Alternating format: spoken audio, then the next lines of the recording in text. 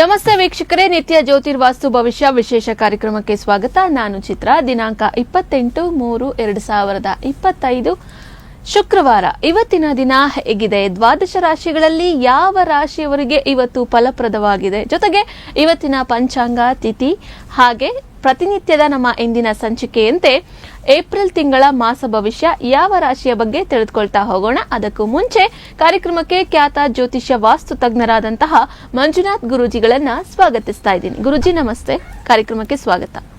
ಹಿಮಾಕೃಂಡ ಮೃಣಾಲಾಭಂ ದೈತ್ಯಾನಾಂ ಪರಮಂ ಗುರುಂ ಸರ್ವಶಾಸ್ತ್ರ ಪ್ರಕಾರಂ ಭಾರ್ಗವಂ ಪ್ರಣಮಾಮ್ಯಹಂ. ಗುರೂಜಿಗಳನ್ನ ಕಾರ್ಯಕ್ರಮಕ್ಕೆ ಸ್ವಾಗತಿಸಿದ್ದಾಯ್ತು. ತುಂಬಾ ತಡ ಮಾಡೋದು ಬೇಡ, ಎಲ್ರೂ ಸಹ ಕಾಯ್ತಾ ಇರ್ತೀರಾ. ಹಾಗಾಗಿ ಇವತ್ತಿನ ಪಂಚಾಂಗ ಮತ್ತೆ ತಿಥಿಯನ್ನ ನೋಡೋಣ ಗುರೂಜಿ.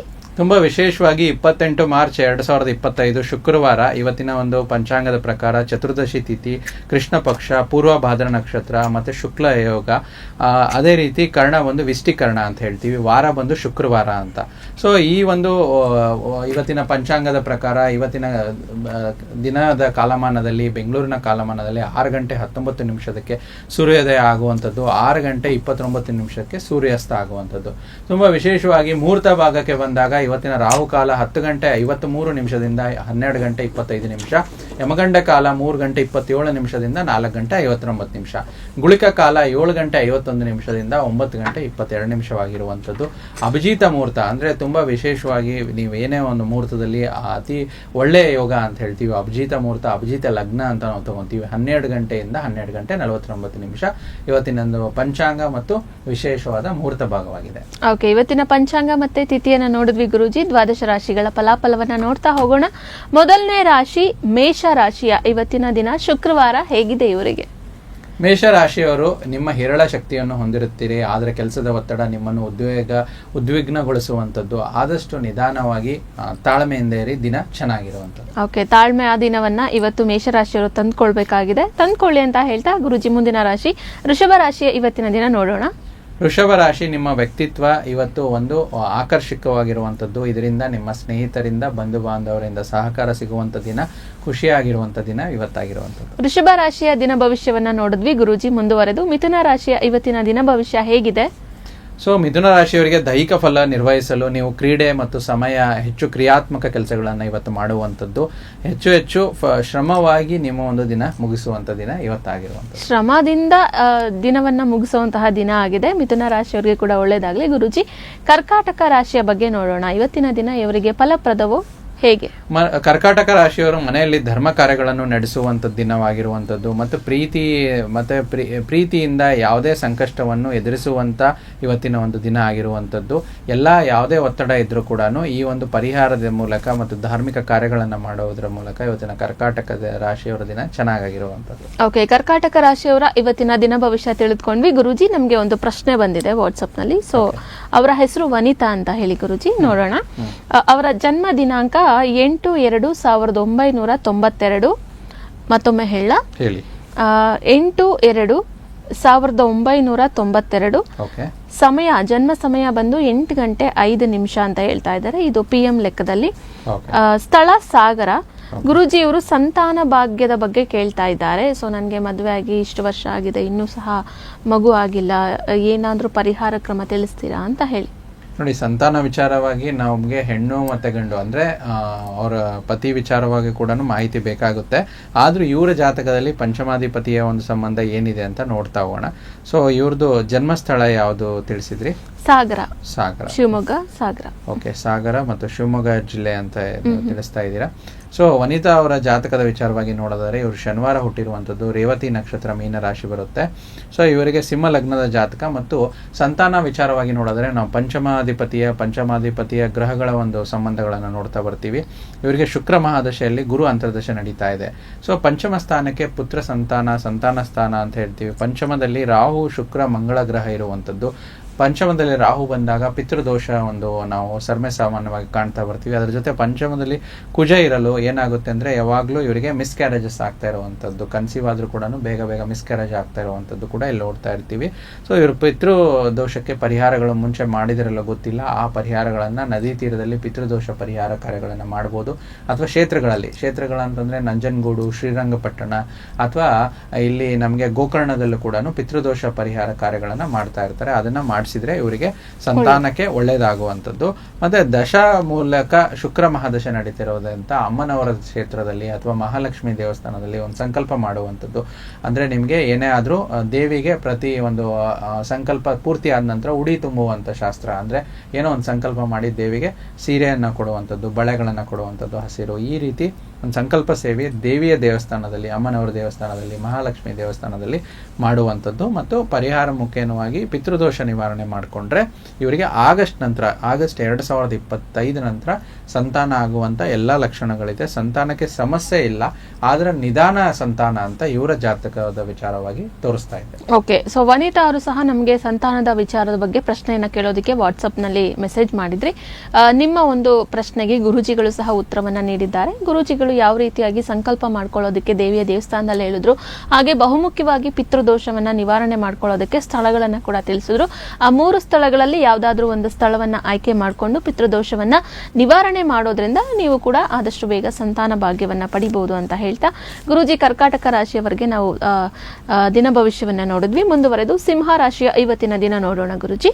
ಸಿಂಹ ರಾಶಿಯವರು ಇಂದು ನೀವು ಇತರರ ಅಗತ್ಯಗಳಿಗೆ ಗಮನ ನೀಡುವಂಥದ್ದು, ಮಕ್ಕಳೊಂದಿಗೆ ಕಾಲ ಕಳೆಯುವಂಥದ್ದು ಮತ್ತು ಉದಾರತೆ ತೋರಿಸುವಂಥದ್ದು ದಿನವಾಗಿರುವಂಥದ್ದು, ಹೆಚ್ಚು ಖುಷಿಯಾಗಿರುವಂತಹ ದಿನ ಇವತ್ತು ಸಿಂಹ ರಾಶಿಯವರಿಗೆ ಆಗಿರುವುದು. ಸಿಂಹ ರಾಶಿಯವರು ಇವತ್ತು ತುಂಬಾ ಖುಷಿದಾಯಕವಾದಂತಹ ದಿನವನ್ನ ಹೊಂದಿದ್ದಾರೆ. ಒಳ್ಳೆಯದಾಗ್ಲಿ ಗುರೂಜಿ. ಮುಂದಿನ ರಾಶಿ ಕನ್ಯಾ ರಾಶಿ, ಹೇಗಿದೆ ನೋಡೋಣ. ನಿಮಗೆ ಪ್ರೀತಿ ಪಾತ್ರರು ನಿಮ್ಮಿಂದ ಏನು ಬೇಕಾದ್ರೂ ಇವತ್ತು ಬೇಡಿಕೊಳ್ಳಬಹುದು. ಅದನ್ನು ನೀವು ನೆರವೇರಿಸಿದ್ರೆ, ನಿಮಗೆ ಅವರ ಒಂದು ಖುಷಿ ಪಡಿಸಿದ್ರೆ ನಿಮ್ಮ ದಿನ ಕೂಡ ಖುಷಿಯಾಗಿರುವಂತ ದಿನ ಕನ್ಯಾ ರಾಶಿಯವರದಾಗಿರುತ್ತೆ. ಕನ್ಯಾ ರಾಶಿಯವರಿಗೆ ಕೂಡ ಈ ದಿನ ಒಳ್ಳೇದಾಗ್ಲಿ ಅಂತ ಹೇಳಿ ತಿಳಿಸ್ತಾ ಗುರೂಜಿ, ಮುಂದಿನ ರಾಶಿ ತುಲಾ ರಾಶಿಯ ಈ ದಿನ ಭವಿಷ್ಯ ಹೇಗಿದೆ. ನೀವು ಸ್ವಲ್ಪ ಹೆಚ್ಚು ಕಚೇರಿಯನ್ನು ಬೇಗ ಬಿಡಲು ಪ್ರಯತ್ನಿಸಿ ಮತ್ತು ನಿಮ್ಮ ಮನೆಯವರು ಕುಟುಂಬದೊಂದಿಗೆ ಒಂದು ಹೆಚ್ಚು ಸಮಯವನ್ನು ಕಳೆದ್ರೆ ಇವತ್ತಿನ ದಿನ ತುಂಬಾ ಚೆನ್ನಾಗಿರುತ್ತೆ ತುಲಾರಾಶಿಯವರಿಗೆ. ತುಲಾರಾಶಿಯವರಿಗೆ ಕೂಡ ಒಳ್ಳೆಯದಾಗ್ಲಿ. ಮುಂದುವರೆದು ಮುಂದಿನ ರಾಶಿ ವೃಶ್ಚಿಕ ರಾಶಿಯ ದಿನ ಭವಿಷ್ಯ ನೋಡೋಣ ಗುರೂಜಿ. ಮೋಜಿಗಾಗಿ ಹೊರಗೆ ಹೋಗುವವರಿಗೆ ಸಂತೋಷ ಮತ್ತು ಆನಂದ ದಿನವನ್ನು ಇವತ್ತಾಗಿರುವಂಥದ್ದು. ಹೆಚ್ಚು ಮೋಜು ಮತ್ತು ಸಂತೋಷಕ್ಕೆ ಸಮಯ ನೀಡಿ ಇವತ್ತಿನ ದಿನ ತುಂಬಾ ಚೆನ್ನಾಗಿರುವಂಥದ್ದು. ಓಕೆ, ಸೊ ಧನುರಾಶಿಯ ವಿಚಾರದ ಬಗ್ಗೆನೂ ಕೂಡ ಈಗ ತಿಳ್ಕೊಳ್ಳೋಣ ಗುರುಜಿ. ಇವತ್ತಿನ ದಿನ ಧನುರಾಶಿಯವರಿಗೆ ಆರೋಗ್ಯದಲ್ಲಿ ಹೆಚ್ಚು ಸಂತೋಷ ಮತ್ತು ಏನೋ ಒಂದು ಚೇಂಜಸ್ ಮಾಡ್ಕೊಳ್ಳುವಂತ ದಿನ ಅಂತ ಹೇಳ್ತೀವಿ. ಮತ್ತು ಹಣಕಾಸಿನಲ್ಲಿ ಇವತ್ತಿನ ಸುಧಾರಣೆವಾಗಿರುವಂತ ದಿನ ಇವತ್ತು ಧನುರಾಶಿಯವರಿಗೆ ನೋಡ್ತಾ ಬರ್ತದೆ. ಸೊ ಧನುರಾಶಿಯವರಿಗೆ ಕೂಡ ಇವತ್ತಿನ ದಿನ ಒಳ್ಳೇದಾಗಿದೆ, ಆರೋಗ್ಯಕರವಾಗಿ ತುಂಬಾ ಸಂತೋಷವಾಗಿರುವಂತಹ ದಿನ ಆಗಿದೆ ಅಂತ ಹೇಳಿ ಗುರೂಜಿಗಳು ಕೂಡ ತಿಳಿಸಿದ್ರು. ಗುರೂಜಿ, ಈಗ ಮತ್ತೊಂದು ಪ್ರಶ್ನೆಯನ್ನ ತಗೊಳ್ಳೋಣ. ಇವರ ಹೆಸರು ಜಯೇಶ್ ಅಂತ ಹೇಳಿ. ಜಯೇಶ್ ಅವರು ಪ್ರಶ್ನೆಯನ್ನ ಕಳಿಸಿದ್ದಾರೆ. ಅವರ ಜನ್ಮ ದಿನಾಂಕ ಮೊದಲನೇದಾಗಿ ಹೇಳ್ತೀನಿ, 3/10/1992. 3/10/1992. ಜನ್ಮ ಸಮಯ 3:22 ಅದು PM ಅಲ್ಲಿ. ಇನ್ನೊಂದ್ಸತಿ ನಿಮ್ಮ ಮಾಹಿತಿನ ರಿಪೀಟ್ ಮಾಡಿ. ಅವರ ಹೆಸರು ಜಯೇಶ್, ಜನ್ಮ ದಿನಾಂಕ 3/10/1992, ಜನ್ಮ ಸಮಯ 3:22 ಅದು ಮಧ್ಯಾಹ್ನದ ಸಮಯ. ಬ್ಯಾಂಗ್ಳೂರ್ ಅಂತ ಹೇಳ್ತಾ ಇದ್ದಾರೆ. ಗುರೂಜಿ, ಇವರು ಕಿಡ್ಸ್ ಬಗ್ಗೆ ಅಂದ್ರೆ ಅವರ ಮಕ್ಕಳು ಮತ್ತೆ ಪ್ರೊಫೆಷನ್ ಬಗ್ಗೆ ಕೇಳ್ತಾ ಇದ್ದಾರೆ. ಮಕ್ಕಳಾಗಿಲ್ಲ ಅಂತ ಕೇಳ್ತಿದ್ರೆ, ಮಕ್ಕಳಾಗಿಲ್ಲ, ಜೊತೆಗೆ ನನ್ನ ಪ್ರೊಫೆಷನ್ ವಿಚಾರದ ಬಗ್ಗೆನೂ ಕೂಡ ಕೇಳಬೇಕು ಅಂತ ಹೇಳ್ತಾ ಇದ್ದಾರೆ. ನಾವು ಅವಾಗಲೇ ತಿಳಿಸ್ದಂಗೆ ಮಕ್ಕಳಾಗದೆ ವಿಚಾರಕ್ಕೆ ಇಬ್ರು ಜಾತಕ ತುಂಬಾ ನೋಡ್ಬೇಕಾಗುತ್ತೆ. ಅಂದ್ರೆ ಒಂದು ದಂಪತಿಗಳ ಜಾತಕದಲ್ಲಿ ಗಂಡು ಹೆಣ್ಣಿಂದು. ಬಟ್ ಪರವಾಗಿಲ್ಲ, ಇವರ ಜಾತಕ ನೋಡಿದ್ರೆ ಜಯೇಶ್ ಅವ್ರದ್ದು ನೋಡಿ, ಶನಿವಾರ ಹುಟ್ಟಿರುವಂತದ್ದು, ಪೂರ್ವಾಷಾಢ ನಕ್ಷತ್ರ ಇವ್ರದ್ದು, ಧನುರಾಶಿ ಅಂತ ಹೇಳ್ತೀವಿ. ಸ್ವಲ್ಪ ಪೂರ್ವಾಷಾಢನ ಧನುರಾಶಿಗೆ ಇನ್ನೇನು 7.5 ಬಿಟ್ಟು ಹೋಗೋ ಕಾಲ. ಈ 2.5 ವರ್ಷದಿಂದ ತುಂಬಾ ಬಳಲಾಟ, ಇವರಿಗೆ ತೊಳಲಾಟಗಳನ್ನು ನೋಡ್ತಾ ಇರ್ತೀವಿ. ಸೊ ಮಕರ ಲಗ್ನ ಜಾತಕ, ಲಗ್ನದಲ್ಲೇ ಶನಿ ವಕ್ರಿಯಾಗಿರುವಂತದ್ದು, ಚಂದ್ರಮಹಾದಶೆಯಲ್ಲಿ ಶುಕ್ರ ಅಂತರ್ದಶ ನಡೀತಾ ಇದೆ. ಪಂಚಮಾಧಿಪತಿಯಾದ ಶುಕ್ರನು ಇಲ್ಲಿ ಗೋಚಾರದಲ್ಲಿ ಬುಧನೊಟ್ಟಿಗೆ ಇರೋದ್ರಿಂದ ಇವ್ರಿಗೆ ಏನೋ ಒಂದ್ ಸ್ವಲ್ಪ ಒಂದು ಮೆಡಿಕಲ್ ವಿಚಾರವಾಗಿ ಏನಾದರೂ ಸಮಸ್ಯೆಗಳಿದ್ರೆ ಸರಿಪಡಿಸ್ಕೊಳ್ಳಿ ಅಂತ ಹೇಳ್ತೀನಿ. ಸೊ ಪಂಚಮಕ್ಕೆ ರಾಹುಕೇತುಗಳ ದೋಷ ಅಂದರೆ ಪೂರ್ಣ ಕಾಳಸರ್ಪ ದೋಷ ಜಾತಕದಲ್ಲಿ ಕಾಣಿಸ್ತಾ ಇರುವಂಥದ್ದು.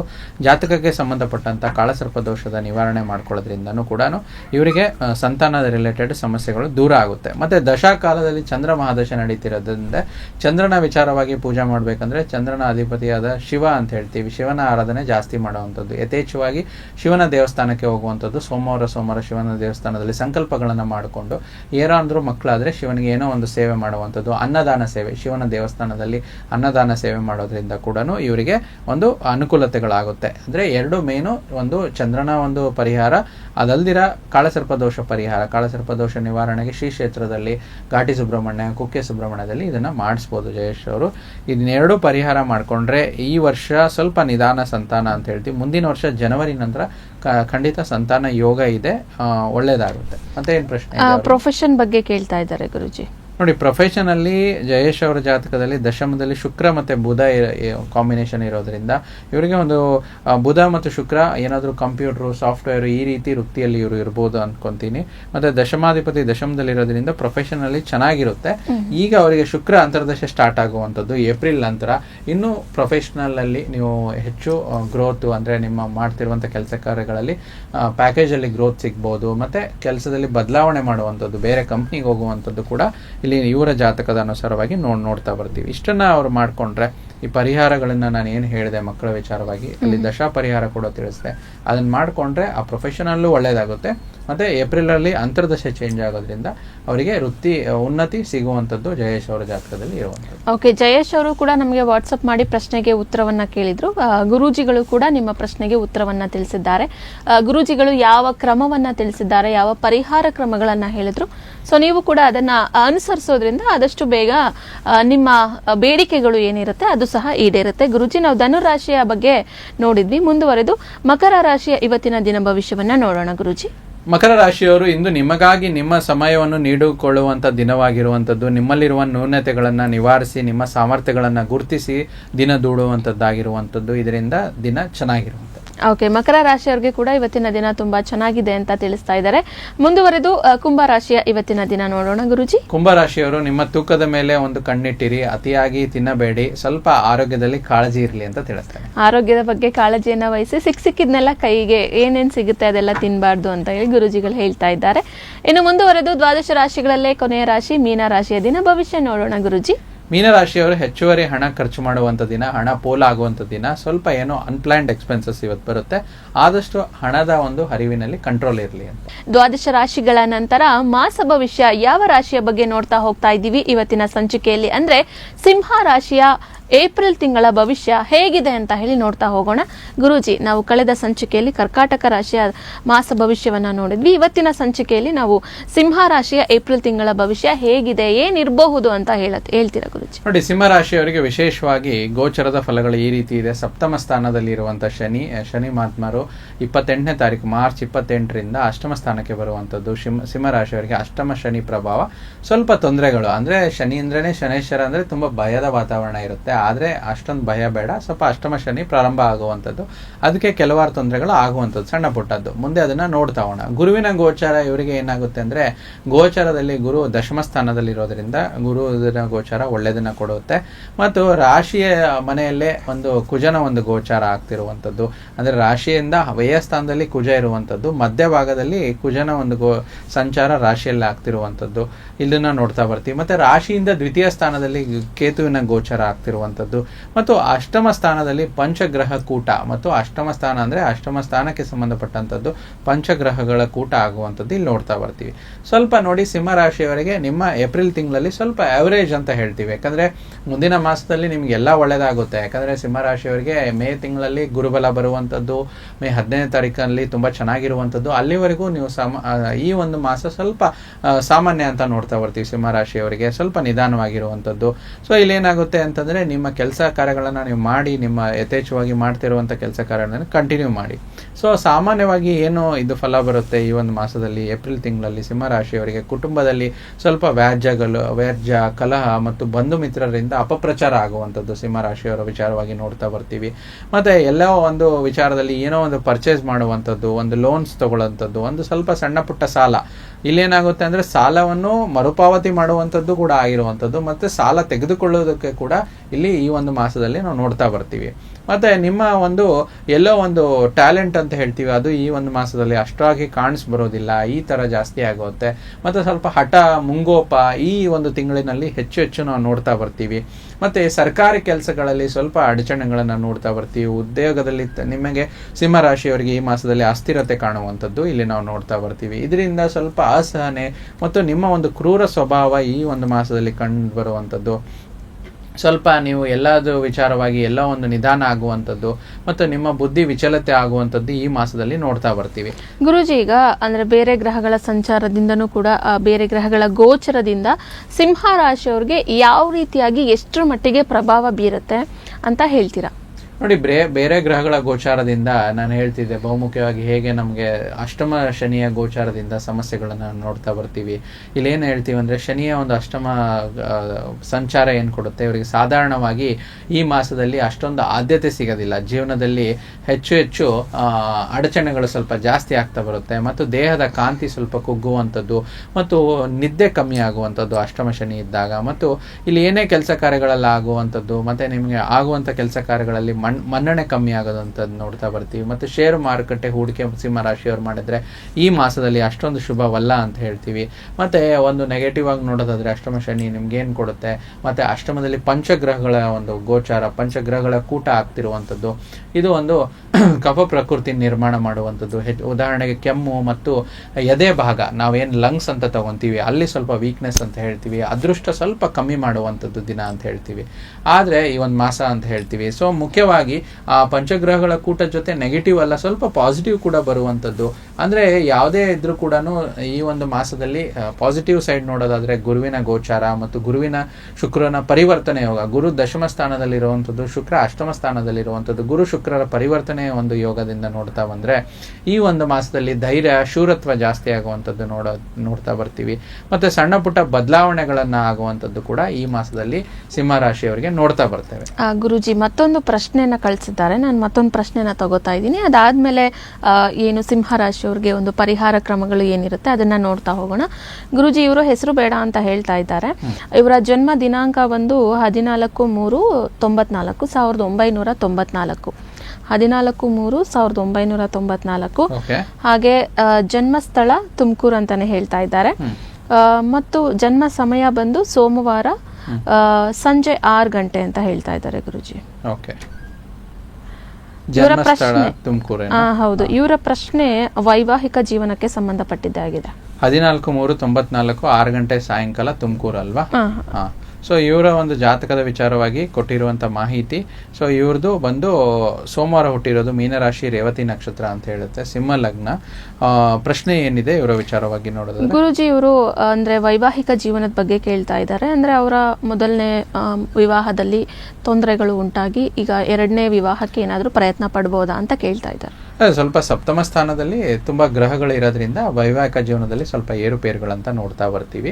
ಸೊ ಮೊದಲನೇ ವಿವಾಹ ಇವರಿಗೆ ಕ್ಲಿಯರ್ ಆದ್ರೆ ಶುಕ್ರ ಮಹಾದಶದಲ್ಲಿ ಬುಧ ಅಂತರ್ದಶೆ ನಡೀತಾ ಇದೆ. ಸೊ ಇವರಿಗೆ ದ್ವಿತೀಯ ವಿವಾಹದ ವಿಚಾರವಾಗಿ ಬುಧ ಅಂತರ್ದಶೆನಲ್ಲಿ ಗುರು ಕೂಡ ಬದಲಾವಣೆ ಆಗ್ತಿರುವಂತದ್ದು. ಜುಲೈ ನಂತರ ಪ್ರಯತ್ನ ಪಟ್ರೆ ಇವರಿಗೆ ಅನುಕೂಲ ಪರಿಸ್ಥಿತಿ ನಿರ್ಮಾಣ ಆಗುತ್ತೆ. ಬಟ್ ಇಲ್ಲೇನಂದ್ರೆ ಶುಕ್ರ ಮಹಾದಶಲ್ಲಿ ಬುಧ ಅಂತರ್ದಶೆ ನಡೀತಾ ಇರೋದ್ರಿಂದ ಸೊ ಬುಧನಿಗೆ ಸಂಬಂಧಿತ ಆಗಿರುವಂತ ಪರಿಹಾರಗಳು ಮಾಡಿದ್ರೆ ಎರಡನೇ ವಿವಾಹ ಸಂತೃಪ್ತಿ ಆಗುವಂಥದ್ದು. ಬುಧನಿಗೆ ವಿಷ್ಣು ದೇವತೆ ಅಂತ ಹೇಳ್ತೀವಿ, ವಿಷ್ಣುವಿನ ದೇವಸ್ಥಾನಕ್ಕೆ ಹೋಗುವಂಥದ್ದು, ವಿಷ್ಣುವಿನ ಮಂತ್ರ ಹೇಳಬಹುದು, ಓಂ ನಮೋ ಭಗವತೆ ವಾಸುದೇವಾಯ ಅಂತ ಹೇಳ್ತೀವಿ, ವೆಂಕಟೇಶ್ವರ ಸ್ವಾಮಿ ದೇವಸ್ಥಾನಕ್ಕೆ ಹೋಗುವಂಥದ್ದು. ಮತ್ತು ವಿಷ್ಣುವಿಗೆ ತುಂಬಾ ವಿಶೇಷವಾಗಿ ನಾವು ಕಲ್ಯಾಣೋತ್ಸವಗಳು ಅಂತ ಹೇಳ್ತೀವಿ. ಪ್ರತಿ ಒಂದು ವರ್ಷದಲ್ಲಿ ಕಲ್ಯಾಣೋತ್ಸವ, ವಿಶೇಷವಾಗಿ ವೈಕುಂಠ ಏಕಾದಶಿಯ ವಿಚಾರವಾಗಿ ಯಾವಾಗ್ಲೂ ಕಲ್ಯಾಣೋತ್ಸವ ಆಗುತ್ತೆ. ಅಥವಾ ವಿಷ್ಣುವಿನ ಸಂಬಂಧಿತವಾಗಿರುವಂತಹ ದಿನದಲ್ಲಿ ಕಲ್ಯಾಣೋತ್ಸವಗಳನ್ನ ಮಾಡ್ತಾ ಇರ್ತಾರೆ. ಇವರು ಬಹುಮುಖ್ಯವಾಗಿ ಇವರೇ ಒಂದು ವಿಷ್ಣು ಸಂಬಂಧಿತ ದೇವಸ್ಥಾನದಲ್ಲಿ ತಿರುಪತಿ ವೆಂಕಟೇಶ್ವರ ಸ್ವಾಮಿ ಅಥವಾ ಚಿಕ್ಕ ತಿರುಪತಿ ಅಂತ ಬರುತ್ತೆ ಕೋಲಾರ ಹತ್ರ, ಅಲ್ಲಿ ಕೂಡ ಇಲ್ಲಿ ಒಂದು ಕಲ್ಯಾಣೋತ್ಸವನ ಮಾಡಿಸಬಹುದು. ಅಥವಾ ಇವರಿಗೆ ಶಕ್ತಿಯನುಸಾರವಾಗಿ ಕಲ್ಯಾಣೋತ್ಸವ ಮಾಡ್ಸಕ್ ಆಗಿಲ್ಲ ಅಂದ್ರೂ ಕೂಡ ಯಾವುದೇ ದೇವಸ್ಥಾನದಲ್ಲಿ ಕಲ್ಯಾಣೋತ್ಸವ ನಡೀತಾ ಇದ್ರೆ, ಕೆಲವೊಂದು ದೇವಸ್ಥಾನದಲ್ಲಿ ಬುಧವಾರ ವೆಂಕಟೇಶ್ವರ ಸ್ವಾಮಿ ವಾರ ಅಂತ ಹೇಳ್ತೀವಿ, ಸೊ ಅಲ್ಲಿ ಕಲ್ಯಾಣೋತ್ಸವ ಜರುಗ್ತಾ ಇರುತ್ತೆ. ಅಲ್ಲಿ ಕೂಡ ಅಲ್ಲಿ ಕಲ್ಯಾಣೋತ್ಸವದಲ್ಲಿ ಇರುವಂತಹ ಅಕ್ಷತೆಗಳನ್ನ ತಂದು ಅವ್ರ ಮನೆಯಲ್ಲಿ ಇಟ್ಟು ಪೂಜೆ ಮಾಡೋದ್ರಿಂದ ಕೂಡ ವಿವಾಹ ಸಂಪನ್ನವಾಗುವಂಥದ್ದು. ಎರಡನೇ ವಿವಾಹಕ್ಕೆ ಅಡಚಣೆ ಇಲ್ಲ, ಬಟ್ ವಿವಾಹದ ವಿಚಾರವಾಗಿ ಸ್ಪಷ್ಟತೆ ಅನುಕೂಲತೆ ಇಲ್ಲ. ಸಪ್ತಮ ಸ್ಥಾನದಲ್ಲಿ ತುಂಬಾ ಗ್ರಹಗಳಿರೋದ್ರಿಂದ ಸ್ವಲ್ಪ ಅದನ್ನೆಲ್ಲ ಕ್ಲಿಯರ್ ಮಾಡ್ಕೊಂಡ್ರೆ 2ನೇ ವಿವಾಹ ಸಂಪನ್ನ ಆಗುತ್ತೆ. ಹೇಳಿದ ಪರಿಹಾರ ಕೂಡ ಇವ್ರು ಮಾಡ್ಕೊಂಡ್ರೆ ಅನುಕೂಲತೆಗಳು ಇವರಿಗೆ ಬರುತ್ತೆ. ಓಕೆ ಗುರುಜಿ, ಸೊ ಮುಂದುವರೆದು ನಾವು ಸಿಂಹ ರಾಶಿಯ ಮಾಸ ಭವಿಷ್ಯವನ್ನ ನೋಡ್ತಾ ಇದ್ವಿ. ಸೊ ಪರಿಹಾರ ಕ್ರಮಗಳು ಏನೇನು ಅಂತ ಹೇಳಿ, ಅವರಿಗೆ ಮುಂದಿನ ತಿಂಗಳು ಎದುರಾಗಬಹುದಾದಂತಹ ಸಮಸ್ಯೆಗಳಿಗೆ ಯಾವ ರೀತಿಯಾಗಿ ಪರಿಹಾರ ಕ್ರಮವನ್ನ ಅವ್ರು ತಿಳ್ಕೊಳ್ಬಹುದು? ಅಲ್ಲ, ಇವರು ಸಿಂಹರಾಶಿಯವರಿಗೆ ಪರಿಹಾರ ಮುಖೇನ ಹೇಳ್ಬೇಕಂದ್ರೆ ಈ ರಾಶಿಯಾಧಿಪತಿಯ ಗೋಚಾರದಿಂದನೂ ಕೂಡ ಕೆಲವೊಂದು ಪಾಸಿಟಿವಿಟಿಗಳನ್ನು ಕೂಡ ಆಗ್ತಾ ಇರುತ್ತೆ. ಸೊ ಸುಮಾರು ಜನ ಹೇಳ್ತಿರ್ತಾರೆ, ಗುರುಜಿ ನೀವೆಲ್ಲಾನು ಸ್ವಲ್ಪ ಸಿಂಹರಾಶಿಯವರಿಗೆ ಅವರೇಜ್ ಆಗಿದೆ ಅಂತ. ಯಾವುದೇ ವೀಕ್ಷಕರು ರಾಶಿಯಾಧಿಪತಿಯ ಒಂದು ಬದಲಾವಣೆಯಿಂದ ಆಗುವಂತ ಒಂದು ಗ್ರಹ ಗೋಚಾರದಿಂದ ನೋಡೋದಾದ್ರೆ ಈ ಮಾಸದಲ್ಲಿ ಪಾಸಿಟಿವ್ ಕೂಡ ಇದೆ. ಸೊ ಇದರಲ್ಲಿ ಇವರಿಗೆ ಸಿಂಹರಾಶಿಯ ವ್ಯಾಪಾರಸ್ಥರು ಯಾರು ಇರ್ತಾರೋ, ಹಣ್ಣು ಹೂವು ತರಕಾರಿ ವ್ಯಾಪಾರಸ್ಥರು, ಅವರಿಗೆ ತುಂಬಾ ಒಳ್ಳೆ ಬಿಸ್ನೆಸ್ ನ ಆಗುವಂತದ್ದು ನೋಡ್ತಾ ಬರ್ತೀವಿ. ಮತ್ತೆ ಈ ಒಂದು ಮಾಸದಲ್ಲಿ ಸಂತೃಪ್ತಿಯಾಗಿ ಜೀವನ ನಡೆಸ್ತೀರಾ. ಕುಟುಂಬದಲ್ಲಿ ಅಭಿವೃದ್ಧಿ ಜಾಸ್ತಿ. ಮತ್ತು ವ್ಯವಸಾಯದಿಂದ ಆದಾಯ ಇರೋರು, ಸಿಂಹರಾಶಿಯವರಿಗೆ ವ್ಯವಸಾಯದಿಂದ ಯಾರು ಆದಾಯ ಪಡ್ಕೊಂತಿದ್ದಾರೆ, ರಾಶಿಯಾಧಿಪತಿಯ ಅನುಗ್ರಹದಿಂದ ಅವ್ರಿಗೂ ಕೂಡ ವ್ಯಾಪಾರದಲ್ಲಿ ವೃದ್ಧಿ, ಸಂಪತ್ತಿನಲ್ಲಿ ವೃದ್ಧಿ ಅಂತ ಹೇಳ್ತೀವಿ. ಆದ್ರೆ ಸ್ವಲ್ಪ ಹಣದ ಆಸೆ ಹೆಚ್ಚಾಗುವಂಥದ್ದು. ಮತ್ತೆ ಸಿಂಹರಾಶಿಯ ಸಂತಾನ ಅಂದ್ರೆ ಮಕ್ಕಳಿಂದ ಸಂತೋಷ ಸಿಗುವಂಥದ್ದು. ಆದ್ರೆ ಸ್ವಲ್ಪ ಚಂಚಲತೆ ಜಾಸ್ತಿ ಇರುವಂಥದ್ದು. ಕಾರ್ಯಕ್ಷೇತ್ರದಲ್ಲಿ ಸ್ವಲ್ಪ ನಿಮಗೆ ಸ್ಥಾನಮಾನದಲ್ಲಿ ಕಿರಿಕಿರಿಗಳು ಉಂಟಾದ್ರೂ ಕೂಡ ಅದನ್ನ ಸರಿದೂಗಿಸ್ಕೊಂಡು ಹೋಗುವಂತ ಮಾಸ ಇರುತ್ತೆ. ಆದ್ರೆ ನಿದ್ದೆ ಮತ್ತು ಹೊಟ್ಟೆ ಸಂಬಂಧಿತ ಒಂದು ಸಮಸ್ಯೆಗಳನ್ನ ನಾವು ನೋಡ್ತಾ ಬರ್ತೀವಿ. ರಾಶಾಧಿಪತಿಯ ಒಂದು ಇದಿರೋದ್ರಿಂದ ಪಂಚಗ್ರಹಗಳ ಕೂಟದಿಂದ ಸ್ವಲ್ಪ ಹೊಟ್ಟೆ ಸಂಬಂಧಿತವಾಗಿರುವಂಥದ್ದು ಮತ್ತು ಹೀಟ್ ಪ್ರಾಬ್ಲಮ್ಸ್ ಅಂತ ಸಿಂಹರಾಶಿಯವರಿಗೆ ನೋಡ್ತಾ ಬರ್ತೀವಿ.